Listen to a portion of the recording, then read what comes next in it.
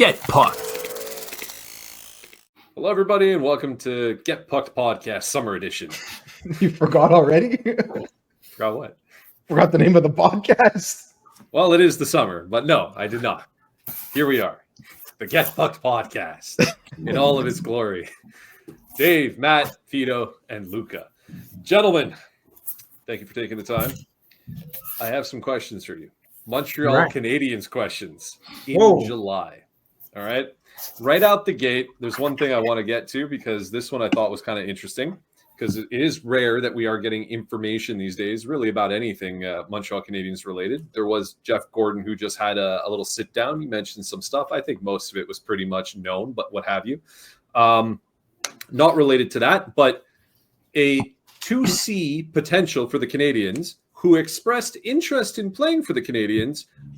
His agent came out and said Montreal more or less told him, no, we're not interested in you. Player in question is Evgeny Kuznetsov, who was in the KHL last year, played 39, I have the stats here somewhere, 39 games, had 37 points and 12 goals. Played with Demidov, no less, and has expressed interest to come to play for the Canadiens. He wants to come back to the NHL. The Habs told him, thanks, but no thanks. And so my question is this. Do you think that that is a mistake? Would he be a 2C that they should keep on the side after they've exhausted all other options? Or are you comfortable starting the season, if nothing materializes, with Kirby Dach, for example, as your 2C over Kuznetsov? Dave, start us off. All right. First off, Luca, how do I get one of those hats? I really like that hat. Of course. I'll fix something for you. All right, sweet. Get it on here. Come on. All right. Other than that, I'm actually quite satisfied with that response. Evgeny Kuznetsov, we've spoken about it before. I didn't really have any interest in him. He was, I don't know. He was just a player that was just not doing well, right? When he on his way out of the NHL, he was decreasing in value already. He went to the KHL, and he put up almost a point a game, 37 points in 39 games. But at the end of the day, that's not – I don't know how impressive that is in the KHL. So for me, I was going to pass on him anyways. It wasn't something – and to me, what speaks more volumes is the fact that this regime seems to they don't want a quick fix. It's very easy to say, okay, there's nobody available. Let's go with Evgeny Kuznetsov. If Evgeny Kuznetsov is coming back to the NHL, it's going to be for money. He wants a lot. He'll probably want, a proper contract. And I just don't, other than him being a C and they having some holes at center, I don't see really the fit ever. And I never saw it, and it didn't really fit where they were going with this organization. So I'm happy, and I'm happy that the message that it sends, that if they're going to go out and spend and get a 2C, it's going to be somebody who fits within their vision, their long-term vision, and what they've been doing so far. I didn't see Evgeny Kuznetsov fitting in their puzzle of what they're building right now. So I'm happy with that. Makes perfect sense. Just to add, because out of curiosity, I looked it up. He was 70th in points in the KHL. Guys, like Josh Levo from a former Toronto Maple Leaf fourth liner led the league in points. Like, we could calm down a little bit with the KHL. And throwing that one out there, just just where he landed, because I also was like, oh, maybe, almost point a game KHL. What does that mean? Well, he was 70th in points. Granted, he only played 39 games, and the point leader played 62, so take that with what you will. Luca, what do you think, man? No, I'm very happy with the decision. Look, let's be honest. He's definitely on the decline. He was slowing down big time. He's not as fast as he used to be. And Bobrov probably knows a lot more than we do. That's probably why they made this decision. He has the inside track in the KHL. He knows a lot more than the rest of the teams in the league. So there's obviously something there that they know that we don't. And I don't know. I really trust this new management team. There's no way that I can possibly say anything bad about what they've done so far. So this is just another example of the good decisions they keep making. And obviously there's a better option out there. That's why they didn't settle essentially with Kuznetsov, which is essentially just a Band-Aid, right? He's not exactly the... Is it a Band-Aid though? Is it even a Band-Aid? Like, I mean, good point. He's a peg who fits in a hole, man. That's what it is. Yeah, it would be a stopgap. Yeah. Good job on the Bobrov thing, because you're right. Like, if there's anybody that knows anything that's going on with in the KHL, especially with the team that he was playing for, it would be Bobrov. Yeah. But when you look at Kuznetsov, even before he went to the K, like you guys mentioned, the decline was there. Statistically, he was below anything that he was at before. There was all kinds of trouble, TMZ like type of news going on with him.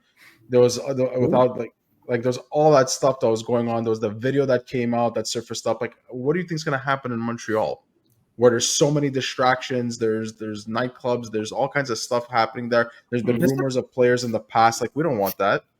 As fans, we don't want to see that. We don't want any chance of any form of corruption. And it's not to bash the guy himself, but like, the history is what it is with the guy. And at the same time, if you look at the type of center that Montreal needs, we've said it in previous episodes, they need somebody who's going to support Suzuki as a 2C, somebody who could take away some of the defensive responsibilities, and most importantly, somebody who could play above 50% of the faceoffs. Kuznetsov has never been above 50% of the faceoffs. So is he really a center? Just because he played center in Washington and they slotted him there because he had to just feed the puck to Ovechkin doesn't make him a center. The guy he's a career 45% guy. He doesn't play 200 feet. He barely plays 30. So it's like, no, very good job by not going after him. Yeah. It's a name, but it wasn't a name like back then when the Canadiens signed Kovalchuk. You're like, oh, I'm intrigued. I want to see what that's going to be about. And, you slaughter him on the wing, and the wing has less responsibilities than a center. This is a big role. It would be a big role for him. And I just don't think he's the right fit for Montreal. And clearly the management thought the exact same thing. So it wouldn't even have been a stopgap. I don't even think it was a plan C. I don't think it was a plan D. I don't think he was in the conversation at all. This has Nick Bobrov all over it, like Luca said. I think ultimately, and it's pretty much known and it's kind of been talked about of late too, after the first pick that they made in the draft. They have the inside track in Russia, Montreal. They do. It's clear. They know what's going on. Bobrov has the connect. And you got to assume that there was a debate. There must have been that brought up, that conversation. Clearly, the player expressed interest in coming over. That there is that natural connection with Demidov, having both played on the same team in the KHL. They must have said, what do we want to do? Does this make sense? And if they ultimately decide no, I'm for it too. I had initially thought about it as like maybe plan H or plan I, when you go down the list. All the way down the alphabet at this point. Yeah, essentially. But like, no, I guess ultimately, if I really thought about it, if it was Kuznetsov or bust, I'd probably say, you know what? I'd like to see what I have in Doc. I like to give him the opportunity one more time healthy and see if this is a guy who can actually do it. Do you have your answer on your own team? Would be sort of what I'd be looking at when I think about it. And putting Kuznetsov there, is better than Kuznetsov. Kuznetsov blocks the ability to know that. So I think we're all in agreement. Like we're not even talking about 55-point Kuznetsov. Like his last season in the NHL was 7 points in 20 games. 17 and 43 before that, and he was 55 and 81 in 2022 and 2023. Like, what are we talking about? 2023 is a lifetime ago. So yes, I agree. We're all in agreement, and I'm curious to know. Let us know in the comments what you guys think. Do you think that this is something that they're going to live to regret if Kuznetsov lands a contract somewhere else and blows it up for whatever reason, or no? Is this probably the safer bet, and they've done the appropriate move by passing? So let us know about that. So another thing that kind of was out there just of late, the Athletic put out I don't know, a chart, or it's in an article or something, but basically they attribute certain percentages to teams that they think are going to make the playoffs. And obviously I find and look up the Canadiens, and they're sitting at 70%, 69.6. So the Athletic has them down at 70% chance to make the playoffs. My question to you, starting with Vito, and we'll work our way the other way around this time. Too high, too low, or is that the mark? Honestly, as you were saying, and I heard playoff percentages, I couldn't help but think I put them at around 75%, somewhere in there. So it's too low. It's a bit low. It's a tad low, but they're in the 70%. You know what I mean? So it's that. I figured that's what it is. You're looking at a team that giving that percentage, they're going to still battle for a playoff spot. They're not a shoo-in. That's how I see it. Because if they were a shoo-in, they would be in the 90%, 95%, somewhere around there. But by putting them in the 70%, it's like, okay, they're going to fight for a wild card, maybe a bit better than that with the acquisitions that they got, depending what they do at the 2 seed there. Because at the end of the day, Montreal's got some holes. They still have some holes on their roster that have to be addressed, and there's still some question marks. And we've spoken about this last year before the season started, and there was a lot of gambles and question marks. There's a bit less now than last year, but there's still some question marks there, and there's still some everything has to go well. You have to make sure that there's no injuries and things like that. But so I think it's fair. Anywhere between 70 and 75% seems about right for Montreal Canadiens. Okay. I want more. We all want it to be more. We all want it to be like, yeah, they're a contender, they're a lock. But you're at 70, 75. That makes sense. That's what you think is appropriate. So basically you say, yeah, they got it on the money. Luca, what do you think? I think slightly lower than 70%. Okay. I'm aiming towards like 60 to 65. Okay, only so because I feel like you think they make it, but not handily so. Okay, all right. You know what, Vito? You might be right. I might be just protecting myself because I'm like, I'm so used to them not making the playoffs, and like I'm so used to watching them fail over and over again that I'm like, it's gonna happen again. Last year was a total fluke. They're not gonna do well. But then I think about who they added in the offseason, and you know what, maybe or like maybe it'll come down to the wire like this past season, where they, the last few games was like the deciding factor. I don't know. But yeah, no, I think 65, 70 is a bit high. 70 is hopeful in my eyes.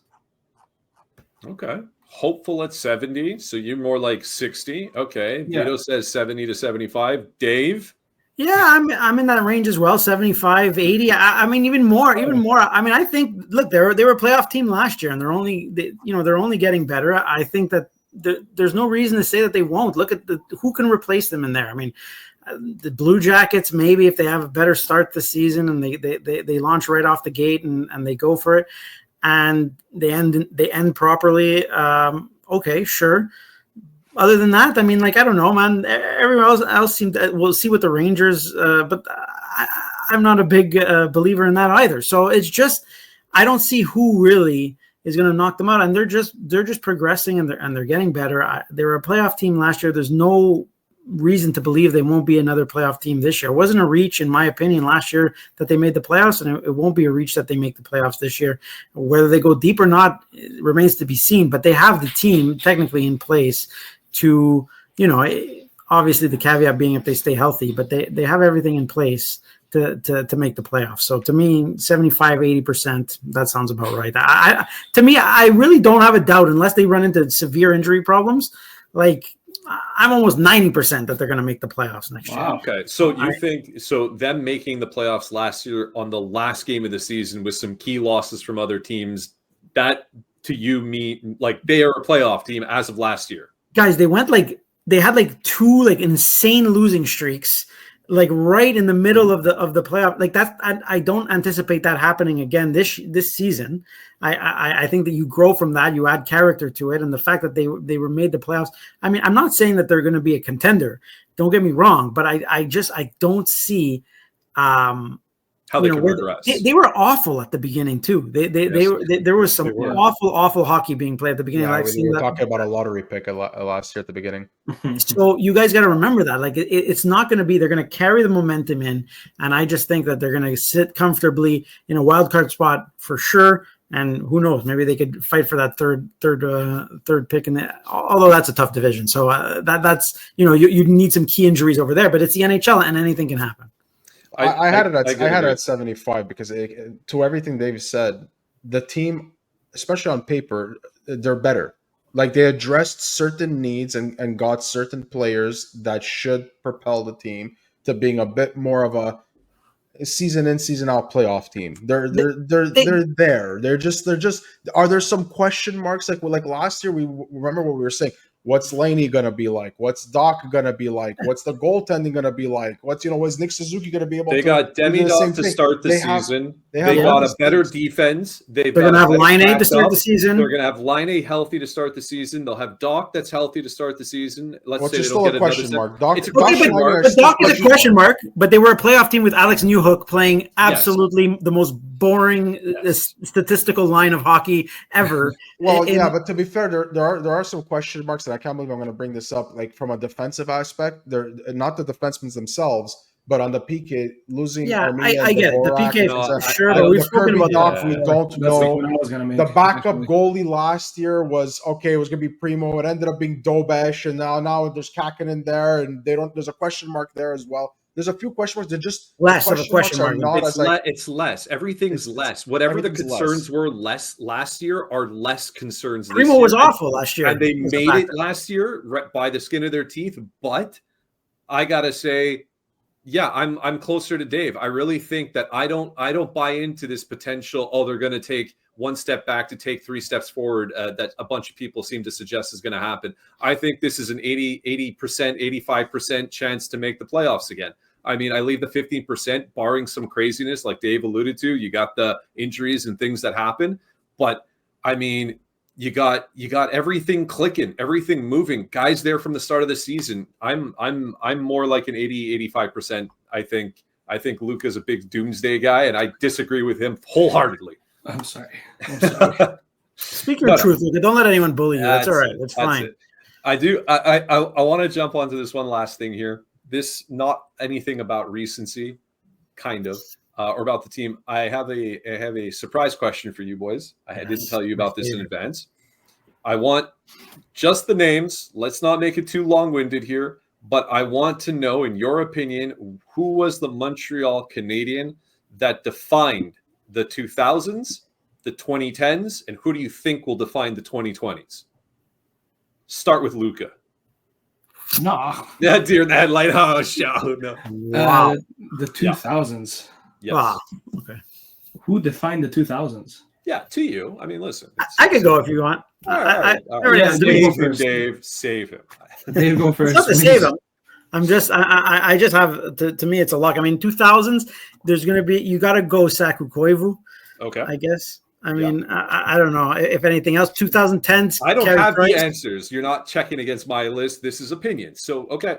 Koivu, You know, Price. you can make the argument for Kovalev just because of what he brought to the team and whatnot in the 2000s. But I mean, Saku Koivu just had such an impact on and such a good story. I mean, and they didn't really do much. I mean, not that they've done much. Yeah. But Okay. I'd have to go Saku. But again, yeah. Anyways, that's a tough one. But the next that would be Carey Price, 2010s. Obviously, I mean, I don't think there's any debate about that. Okay. And 2020, I mean, you're I going to know, it's hope only- it's going to be. The Okay, 20s, go you're going ahead. to hope it's going to be Demidov. I mean, it has to be Demidov. If this team is going to be a true contender, it's going to have to be Demidov. Interesting. Okay. There's Obviously, no- the 2020s is the most fun one that I'm kind of interested to see. Demidov, I expected to hear Demidov, but okay, very good. Koivu, Price, Demidov for Dave. Luca, do you want to go now, or do I go to Vito? No, I'll go now. Okay. So no, the question was like I was trying to debate whether or not it was Koivu or Kovalev, but my heart's with Koivu. I actually have his jersey in my childhood bedroom hanging on the wall. I've wanted to get it signed forever, and now I have like a way to do it because I only got it after he retired and left.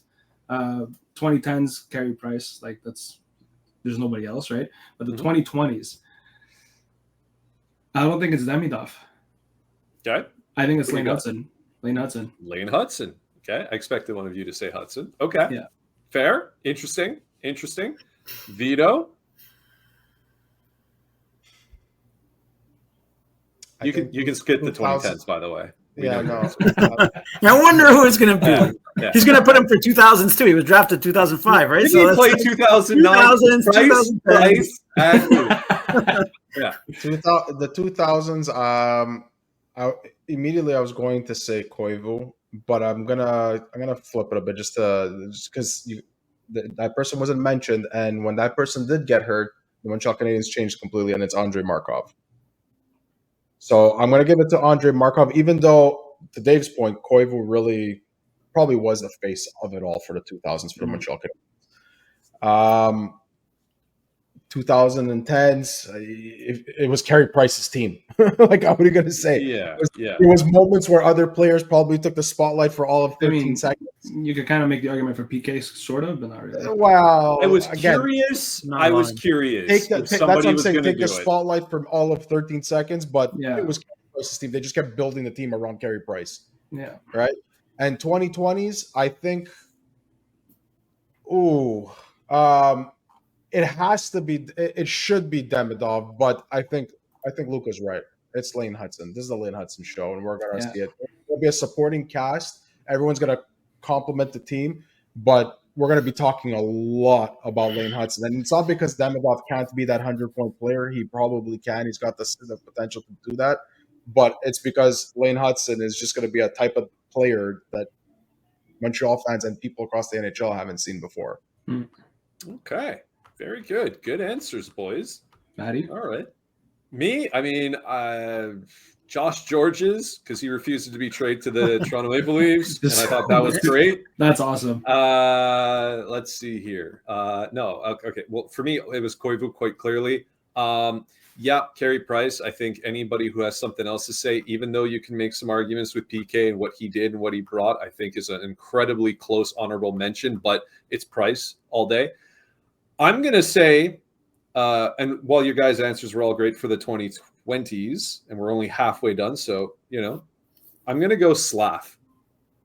Oh. I'm going to go Slav. I think the first overall pick in 40 years, Slav, I think, is going to put it on in the back end of the 2020s, and I think he's going to put all the doubters and the haters to shame, and he's going to materialize as the quintessential power forward of the NHL. I was convinced you were going to say Suzuki.